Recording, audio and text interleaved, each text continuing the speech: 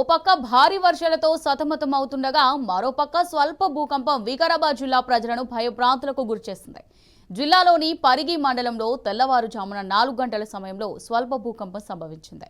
బసిరెడ్డిపల్లి, రంగాపూర్, న్యామత్ నగర్లో 3 సెకండ్ల పాటు భూమి కంపించింది. భయాందోళనకు గురైన ప్రజలు ఇండ్ల నుంచి బయటకు పరుగులు తీశారు. రిక్టార్ స్కేల్పై 3.1 భూకంప తీవ్రత నమోదైనట్టు నేషనల్ సెంటర్ ఫర్ సిస్మాలజీ తెలిపింది. తెల్లవారుజామున 3 గంటల 56 నిమిషాల 27 సెకండ్ల సమయంలో 10 కిలోమీటర్ల లోతులో భూమి కంపించినట్టు అధికారులు తెలిపారు.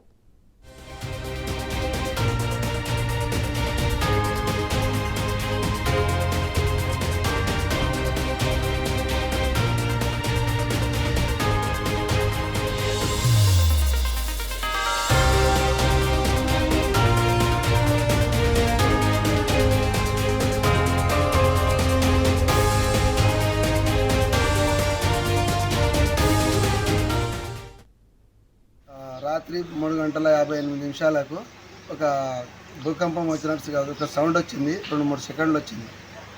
అది మేము బయటికి వెళ్ళి చూసే వరకు ఇది ఏమంటారు, మన యాక్సిడెంట్ అయ్యేదంటే మేము అనుకున్నాము. కానీ భూకంపం అది వచ్చింది, ఒక 2-3 సెకండ్లు వచ్చింది.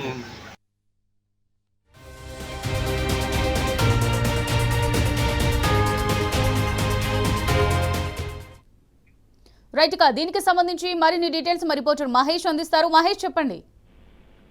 అమూల్య, వికారాబాద్ జిల్లా పరిగి మండల పరిధిలో స్వల్పంగా భూమి కంపించింది.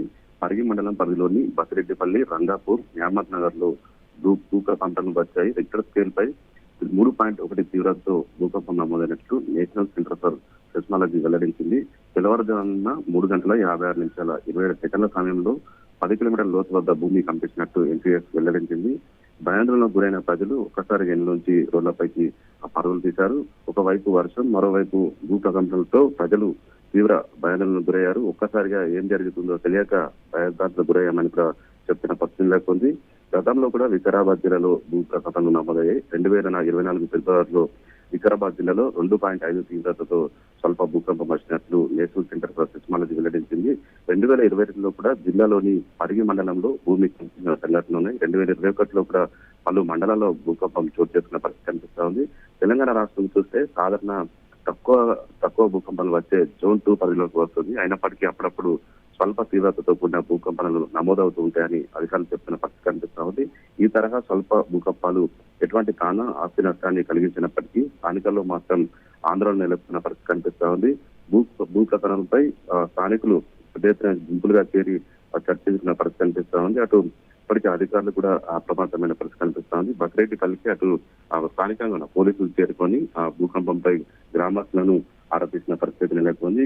మరోవైపు చూసినట్టయితే జిల్లా వ్యాప్తంగా భారీ వర్షాలు అయితే కురిసిన పరిస్థితి కనిపిస్తా ఉంది. ఇటు వికారాబాద్ జిల్లా పరిగి, తాండూరు నియోజకవర్గాల్లో గత 2 రోజులుగా కూడా భారీ వర్షాలు అయితే కురుస్తున్నాయి. పలు గ్రామాలకు రాకపోకలు కూడా తీవ్ర అంతరాయం కూడా ఏర్పడిన పరిస్థితి అయిపోతుంది. ఒక భారీ వర్షాలు ఇటు పరిగిలో భూకంపం నేపథ్యంలో ప్రజలు మాత్రం కొంత భయాందోళనకు గురైన పరిస్థితి నెలకొంది.